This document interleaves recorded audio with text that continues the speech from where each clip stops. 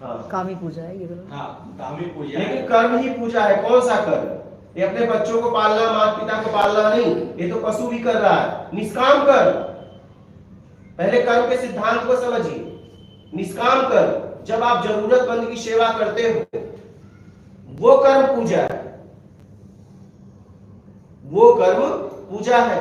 जब तक आप आपके माँ बाप ठीक रहते हैं, आप बहुत इज्जत से खिलाते हो, जब वो बिस्तर पे आते हैं उस समय देखो आपका बर्ताव क्या रहता है, आप मरने का इंतजार करते हैं, वो कर्म पूजा था।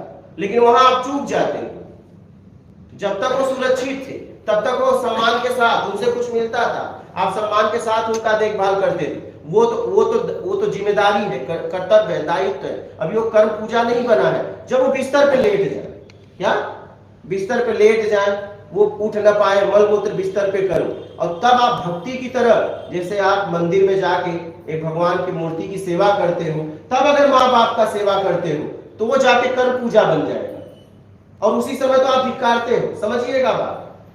तो कर्म के सिद्धांत को पहले समझिए, कौन सा कर्म पूजा बोला गया है।